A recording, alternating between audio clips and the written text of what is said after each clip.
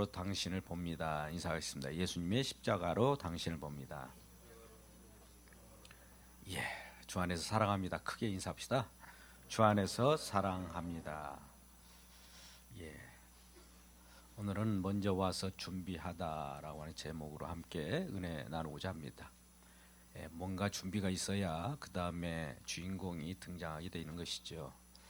뭔가 그 배경이 깔려야 또 뭔가 새로운 것들이 우리에게 가치가 있게 또 솟아나게 되는 것입니다. 어둠이 있으므로 빛이 있는 것과 마찬가지입니다. 하나님 이 시간에도 우리 모두에게 긍휼과 자비를 베풀어 주셔서 말씀의 은혜가 충만케 임하기를 주의 이름으로 축복합니다. 예, 오늘 누가복음입니다. 누가복음은 누가 기록했을까요? 이렇게 묻는 것, 이것이 좀 어리석죠? 예, 그렇습니다.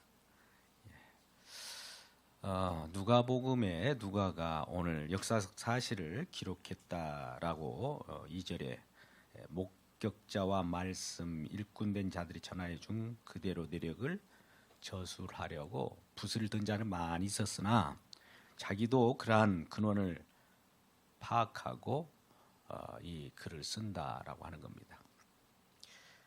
근데 오늘 본문의 첫 9절 5절에 보면 유대왕 헤롯 때에 유대왕 헤롯 대왕을 얘기합니다. 좀 극악무도하기도 하죠. 그럼에도 불구하고 성전을 건축했던 자입니다. 유대인의 환심을 사기 위해서 이러한 정책을 펴고 또 성전을 건축했던 그런 왕이죠. 헤롯 성전은 굉장히 화려하고 그 규모가 큽니다. 어떤 성전보다도. 물론 구약의 성막으로부터 이 다윗 성전, 솔로몬 성전으로 일어나야죠. 나중에 이제 성전이 다시 재건되고 그런 회파된 다음에 재건되는 그런 상황 속에서 이러한 헤롯 왕은 유대인들에게 기분 좋게 성전을 지어줬다라고 하는 것입니다. 근데 오늘 역사적 기술 속에서 성전에 관한 얘기를 왜 제가 꺼내는 거니? 유대왕 헤롯 때에라고 하면서 이제 제사장이 얘기가 나온단 말이죠. 자, 흐름을 보시면 우리는 마태, 마가, 요한복음 같은 경우는 예수님의 탄생에 대한 기사를 서술할 때에 물론 탄생으로부터 얘기가 나오겠지만 오늘은 특별히 예수님의 탄생 전에 미리 어떤 바탕을 깔고 배경을 우리에게 주는 것을 보게 됩니다. 그것은 바로 성전에 관한 것입니다. 이제 이 성전이 점차 우리 마음 가운데 성전이 오게 되고 또 그런 말미암아 이 나중에 누가복음 뒤편에 2편이라고 할 수 있는 사도행전이 성령행전이라고 하는 것입니다. 자, 성전이 성령으로 이렇게 전환되는 그런 모습을 볼 때 분명 하나님께서는 누가를 통해서 무엇인가 우리에게 암시하고 또 주고자 하는 것들이 있을 겁니다. 바로 헤롯 성전으로 시작해서 제사장이 나오고 또 그 다음은 아비야의 반열 제사장 한 사람이 있었다라고 오늘 기술하는 걸 봐도 어떤 특별한 의미를 갖게 하는 것이죠. 아비야 반열에 제사장 사가랴가 있었고 그의 아내는 아론의 자손이니 이름은 엘리사벳이라. 제사장 사가랴와 아론의 자손 엘리사벳, 즉 제사장의 후손들로 서로 그 가문을 이어오는 자들로 결혼을 하는 것 같죠. 이 두 사람이 있었는데 하나님 앞에는 이들이 주의 모든 계명과 규례대로 흠이 없이 행하였더라. 유대인들은 경건한 자들 아닙니까? 하나님 말씀을 받았고 또 규례와 계명을 받아서 그 말씀대로 살기에 충실한 자들이었습니다. 그들은 정말 모든 사람들 보기에도 흠이 없고 경건한 자들이었죠. 그런데 7절 엘리사벳이 잉태를 못함으로 그들에게 자식이 없고 두 사람이 나이가 많더라. 정말 경건한 모습, 많은 사람들이 부러울 것 없이 흠이 없어 보이는 자에게도 내면 속에는 뭔가 끓어오르는 그러한 흠, 결핍이 있다라고 하는 것입니다. 그것이 바로 잉태치 못한 것입니다. 구약에 보면 하나님의 축복을 받은 자는 자손만대 번창이 있고 또 자손이 계속 번창하는 축복이 있습니다. 그런데 이렇게 경건한 자에게 왜, 무엇 때문에, 어째서 자식이 없을까요? 자식이 없으면 다른 사람 보기에 하나님께서 축복을 받는 자들은 자식이 있어야 되는데 자식이 없다는 것은 큰 부끄러움이 아닐 수 없습니다. 흠이 아닐 수 없습니다. 그런데 이러한 자식이 없음으로 인하여 특별하게 번민해 나갈 수도 있었습니다.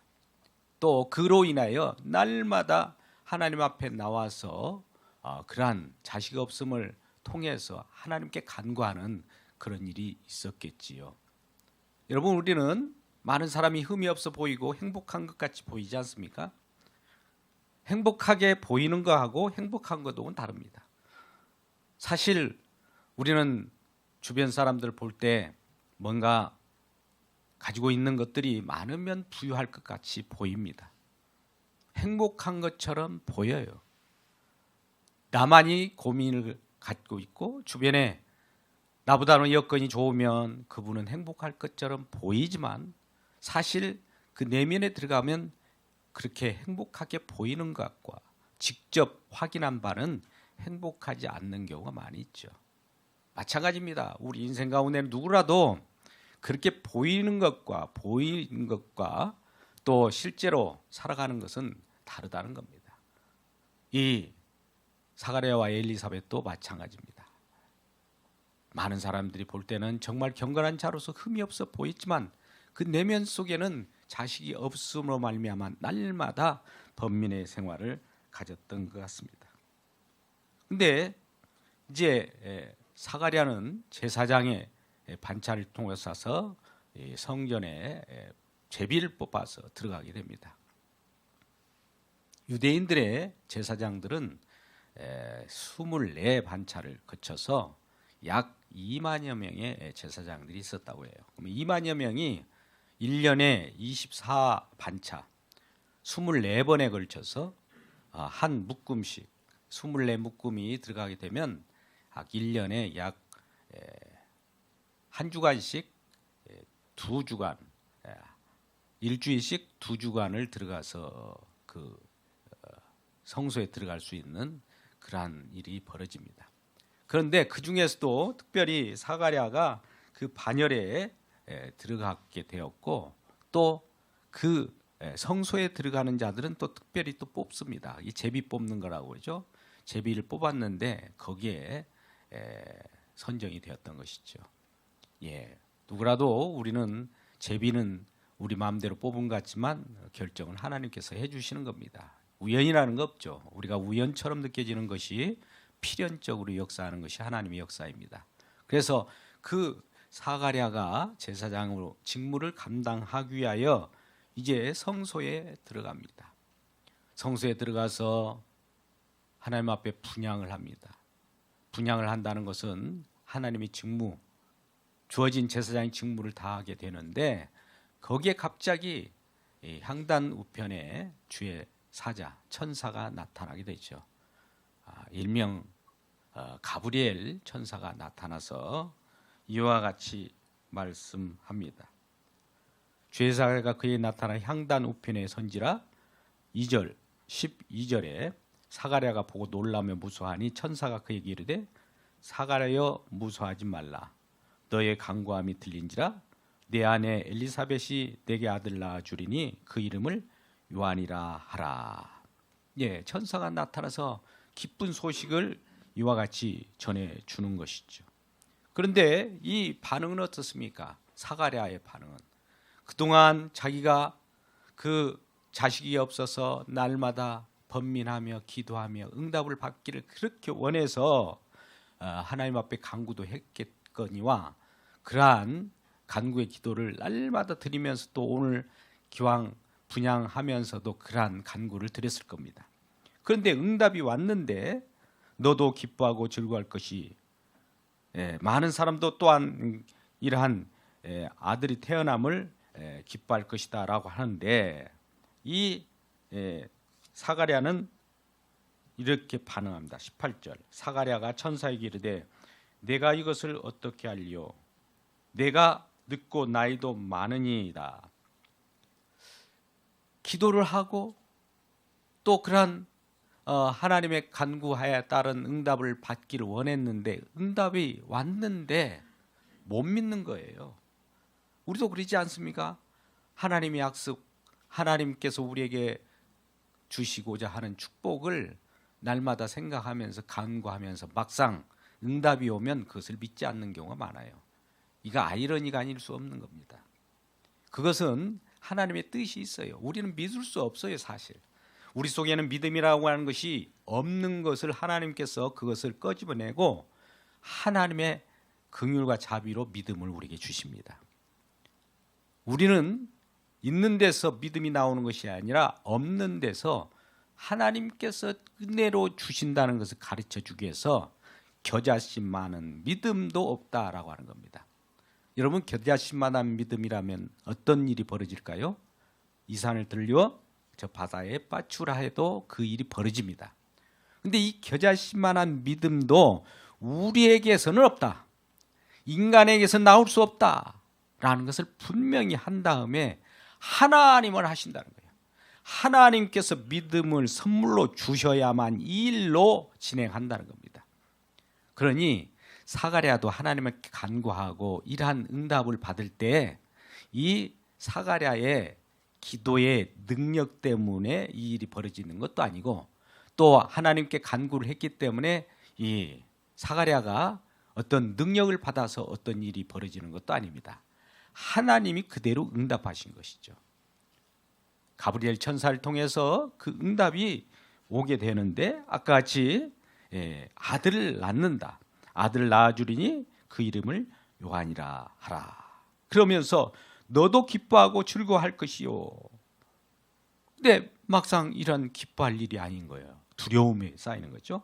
또 많은 사람들도 이거에 태어남을 기뻐할 것이다 라고 하는 것입니다.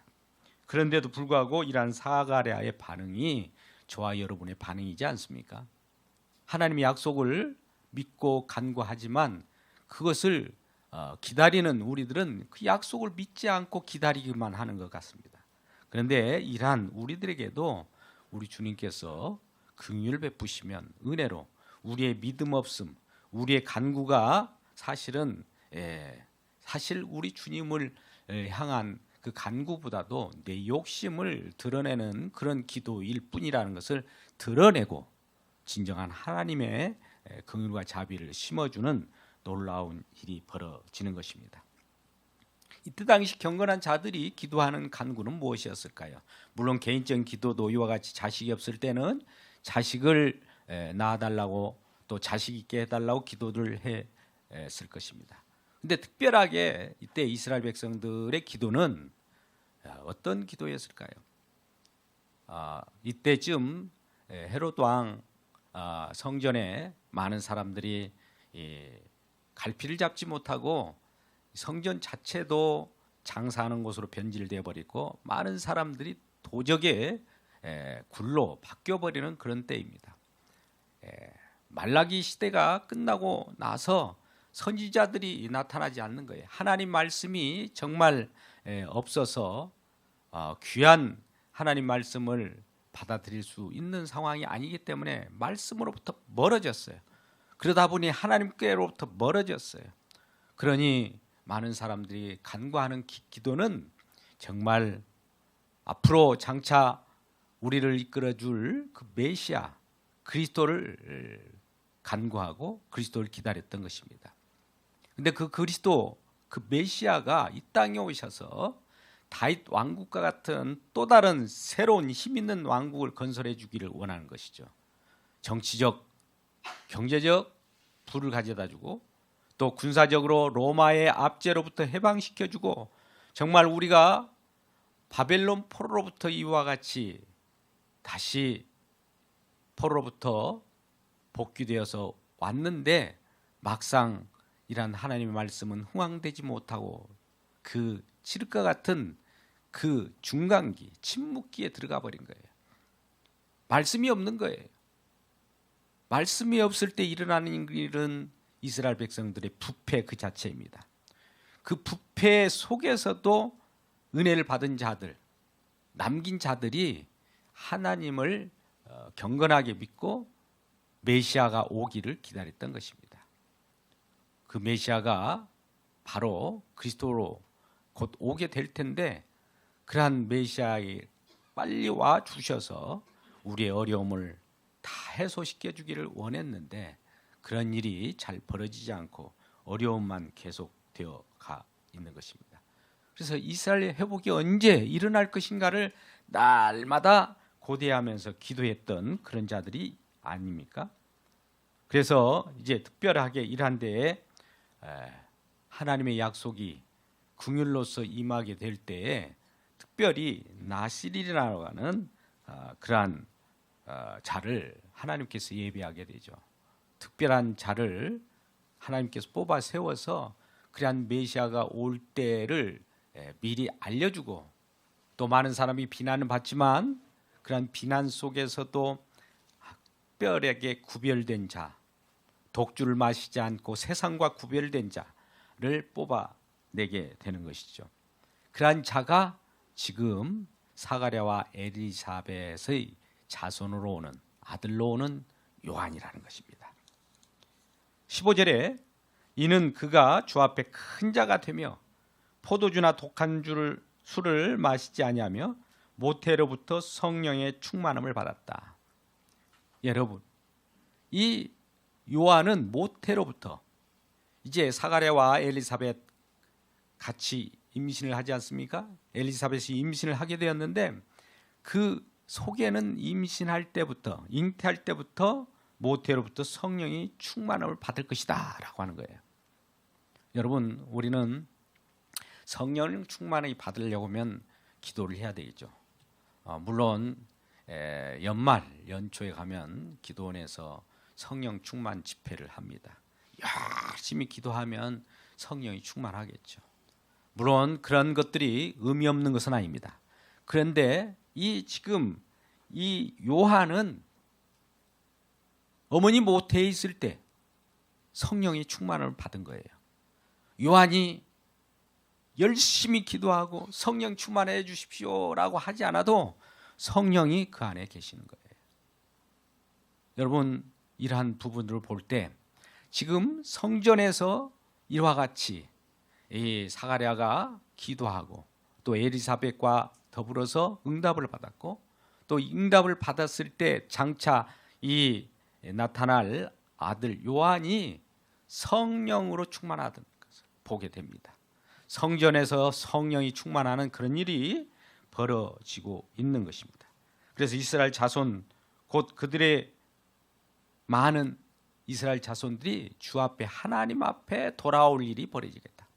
말씀이 없고 희귀하다 보니 하나님의 말씀으로부터 많은 사람이 떨어져 나갔고 또 그들이 세상 속에서 주님을 기다리기보다는 도적의 소굴이 되어버렸고 성전마다 회파되었기 때문에 어려움을 겪었던 것입니다. 이제는 이러한 성전, 정말 헤롯 성전이라고 하는, 어떻게 보면 헤롯 왕은 이방인입니다. 이방인에 의해서 세워진 이 성전, 그런데도 불구하고 성령은 그곳에서 함께 하십니다. 아무리 세상 속에서 타락하고 또 본질상 어려움이 겪는 그러한 교회가 있다 할지라도 그곳에도 하나님이 역사하시면 역사하실 수 있는 것이죠. 헤롯 성전처럼 이러한 곳에도 분향할 때 천사가 나타났고 응답을 주신 것 같습니다. 헤롯 성전, 헤롯이 지어줬기 때문에 성령이 역사하지 않는 것은 아닙니다. 어디나 누구라도 이방인이 세운 그러한 교회라 할지라도 하나님께서 간구하는, 하나님께 간구하는 자들이 있다면 그곳이 하나님께서 응답을 주시는 곳이라는 것입니다. 그래서 이러한 일들이 14절부터 17절까지 말씀 가운데 나타나는데 나시린의 규례 속에서 이러한 약속이 성취되고 없는 데서 있어지는 구별된 자가 나타나는데 바로 그것이 바로 누구겠습니까? 요한이라는 것입니다. 그런데 이러한 응답을 받을 때 이 응답에 대해서 믿지 못하기 때문에 천사 가브리엘은 그에게 어떤 그러한 벌을 주게 됩니까? 사가랴에게 그러한 이 아들이 잉태하고 낳을 때까지 말을 못하게 만들어 버립니다. 우리는 하나님의 응답, 하나님의 약속을 믿지 못하면 우리에게 나타나는 것들이 있어요. 하나님을 믿지 못하는 그 흔적을 우리에게 남기기 위해서 잠깐 멈추게 또 만듭니다. 우리의 어떤 일상사가 잠깐 멈춰지기도 해요. 이런 일들이 지금 사가랴에게 있게 되는 것이죠. 왜? 하나님의 약속을 기다리는데도 불구하고 그 기다리는 그 약속을 믿지 못하고 응답을 줬는데도 불구하고 그것을 비아냥거리면서 믿지 못하느냐라고 하면서 이에게 지금 이런 벌칙을 주는 것이죠. 그래서 사가랴의 반응은 그랬어요. 18절에 천사에게 이르되 내가 이것을 어떻게 합니까? 자기가 간구하면서도 응답을 주니까 이런 일이 왜 일어나요? 이렇게 얘기하는 것이죠. 여러분, 사실 우리는 말을 해놓고도 그 말을 내가 어떤 요구를 했으면 그것을 상대방이 듣고 받아들일 때 나에게도 어떤 소통이 일어나는데 소통으로 돌아오는 그 답을 믿지 않는 경우가 있어요. 일방적으로 내 말만 다 던져버리고 거기에 대한 응답이 오면 그것은 내 것이 아닌 양, 나와 상관없는 것처럼 그렇게 치부해버리는 그런 경우가 많이 있죠. 그런데 이러한 하나님께서는 그 응답을 주시고 또 응답에 따라서 그걸 믿지 못하는 우리들을 무로 돌려버리는 겁니다.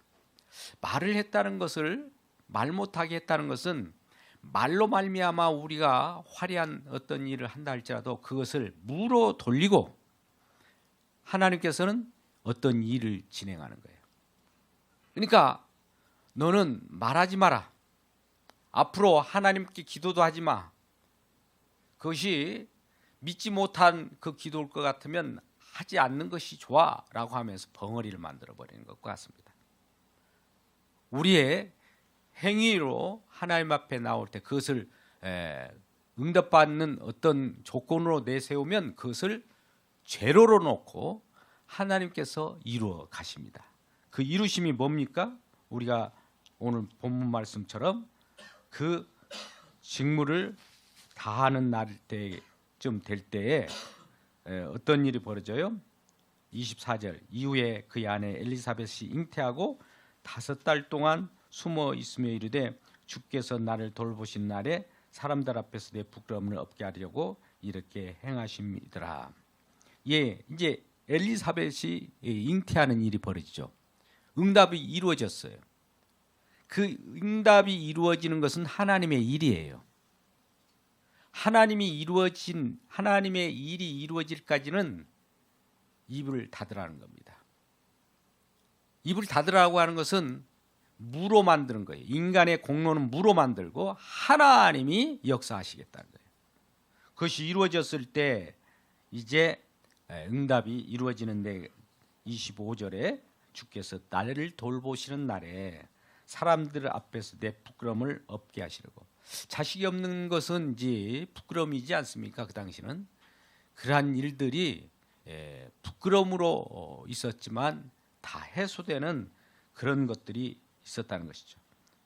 그래서 이 모든 것이 하나님께서 이렇게 행하셨다라고 하는 것을 말씀하게 됩니다.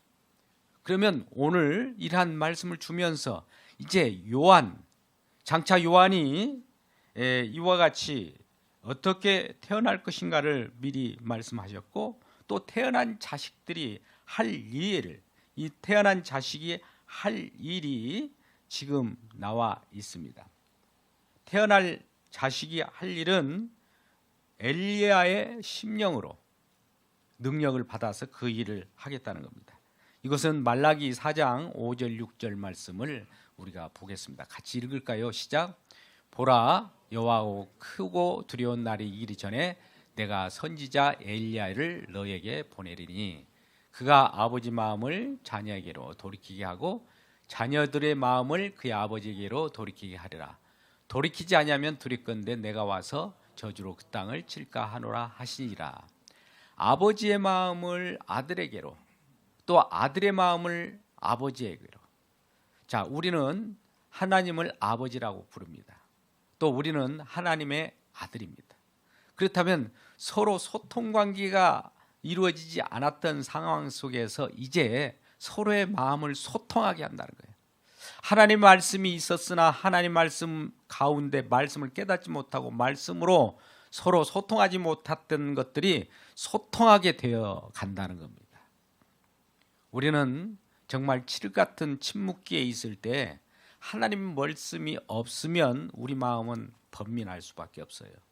정말 하나님과 단절된 상황 속에서 그 삶이라고 하는 것은 정말 어려움일 수밖에 없는데, 고민일 수밖에 없는데, 이제 그러한 소통의 장이 오겠다는 것입니다. 그것이 바로 엘리야의 심령과 능력으로 오겠다는 겁니다. 여기서 엘리야라고 하는 것은 뭘까요? 말라기에서 말하는 말라기 선지자가 엘리야의 심정, 엘리야의 심령으로, 엘리야라고 하는 것은 구약을 총해서 선지자를 대표하는 자가 엘리야예요. 물론 우리는 구약에 율법과 선지자라는 표현을 합니다. 구약 성경 전체를 이 관용어로 쓰이지만은 엘리야 선지자의 대표가 엘리야예요. 선지자로서 오는, 엘리야로서 오는 그 이름에, 그 이름은 엘리야이지만 그 심정, 그 심령을 오른 자가 요한이라는 거예요. 요한이 오면 이제 이스라엘 백성들을 주에게로 이끌어갑니다. 예수 그리스도를 이제 우리의 메시아로 오시는을 알게 하고 많은 자를 예수께로 가게 합니다. 그가 가르치는 것이 뭡니까? 예수를 바라보면서 손가락으로 가리키면서 하나님의 어린 양이로다. 그가 하나님의 어린 양, 우리 죄를 지고 가는 하나님의 어린 양이라고 하는 것을 가르쳐 줬을 때 많은 사람들이 예수를 바라보게 되고 예수를 주인공으로 섬기면서 메시아로 영접하는 일을 하게 되는, 그 일을 지금 요한이 장차 와서 할 일이라는 것을 예언하고 있는 겁니다. 그래서 이러한 일들을 준비하는 일에 요한이 그 기능을 하게 됐다는 것을 오늘 말씀으로 전하게 되는 것입니다. 그래서 드디어 때가 참에 약속이 실현되었고 엘리야의 심정의 능력으로 오는 자가 세례 요한인데, 이제 말라기 4장의 끝부분에 그 실현이 엘리야의 심령으로 오는 요한이 와서 그 길을 펴게 되는 것이죠. 그 길을 평탄케 합니다. 그러므로 말미암아 하나님의 어린 양 예수 그리스도를 소개하고 그는 그 전면에서 빠져주게 되는 것이죠.